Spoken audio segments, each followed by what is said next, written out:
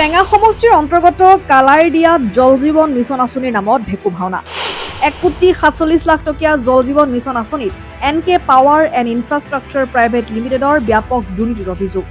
ঠিকাদাৰে আজিলৈকে ৰাইজক দিব পৰা নাই বিশুদ্ধ খোৱা পানী। কেন্দ্ৰীয় আৰু ৰাজ্য চৰকাৰে বিভাগীয়ভাৱে শ শ কোটি টকা খৰচ কৰি জল জীৱন মিছন আঁচনি ৰূপায়ণ কৰিলেও জনস্বাস্থ্য কাৰিকৰী বৰপেটা সংমণ্ডলৰ অধীনস্থ বিয়াগুম আঁচনিখন চূড়ান্তভাৱে ভেকু ভাওনাত পৰিণত হোৱা পৰিলক্ষিত হৈছে। শেহতীয়াকৈ কালাইদিয়া গাঁৱত এনে ঘটনা সংঘটিত হৈছে। গাঁওখনত জল জীৱন মিছন আঁচনিৰ ঠিকাদাৰে আজিলৈকে ৰাইজক দিব পৰা নাই বিশুদ্ধ খোৱা পানী। এই অভিযোগ উত্থাপন কৰিছে গাঁওখনৰ একাংশ ৰাইজে। ইয়াৰ উপৰি পথৰ দাঁতিত দুই এটা খোলা টেংকি বনাই থকা পৰিলক্ষিত হৈছে, যি টেংকিৰ জৰিয়তে দুৰ্ঘটনা সংঘটিত হোৱাৰ পূৰ্ণ সম্ভাৱনা আছে। শীঘ্ৰেই অঞ্চলটোৰ ৰাইজক বিশুদ্ধ খোৱা পানীৰ যোগান ধৰাৰ যাৱতীয় ব্যৱস্থা গ্ৰহণ কৰিবলৈ স্থানীয় ৰাইজে মুখ্যমন্ত্ৰী আৰু বিভাগীয় মন্ত্ৰীক অনুৰোধ জনাইছে। লগতে দুৰ্নীতিৰ আশ্ৰয় লোৱা ঠিকাদাৰ তথা বিষয়া অভিযন্তাৰ ওপৰত চৰকাৰ তথা বিভাগীয় কৰ্তৃপক্ষই কি ব্যৱস্থা গ্ৰহণ কৰে সেয়া সময়ত হ'ব লক্ষণীয়। ইয়াত ৰহস্য হ'ল আজি 1 বছৰ বেছি হ'ল, পাইপ চাইপ বিচাৰিছে, পানীও নাই, একো বস্তু দিয়া নাই। কি ঠিকাদাৰৰ নামটো মই ভালকৈ নাজানো। NK কিবা কি নাম NK পাৱাৰ সি কি ঠিকাদাৰক দিছে।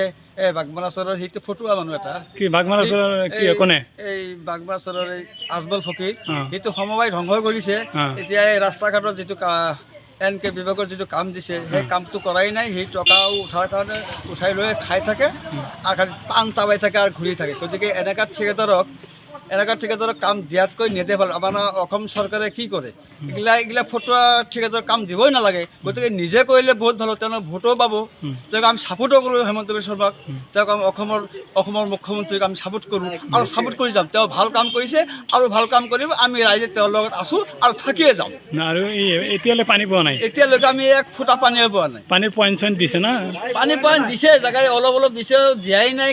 ক'ৰবাত খুটা পুতিছে, ক'ৰবাত এটা পাইপ পুতিছে আৰু একো কৰা নাই, কামেই কৰা নাই। কি ক'ব চৰকাৰক, কি ক'ব এতিয়া চৰকাৰক মই এটা অনুৰোধ কৰিম, অসম চৰকাৰ তেওঁ ভাল চৰকাৰ। এবাৰ 5 বছৰ থাকিল, আকৌ তেওঁলোকে যি কি আকৌ চৰকাৰ হৈছে হেমন্ত বিশ্ব ডাঙৰীয়া, তেওঁ ভাল মানুহ। তেওঁক আমি দাবী কৰিছোঁ আপোনালোকে অতি সোনকালে এইটো তদন্ত কৰক আৰু সেই ঠিকাদাৰক ধৰি এইবিলাক ঠিকাদাৰ কেঞ্চেল কৰি নতুন ঠিকাদাৰ দি আমাক ৰাইজক এটা ব্যৱস্থা কৰি দিয়ক আৰু আমাক খোৱাৰ পানী এটা ব্যৱস্থা কৰি দিয়ক।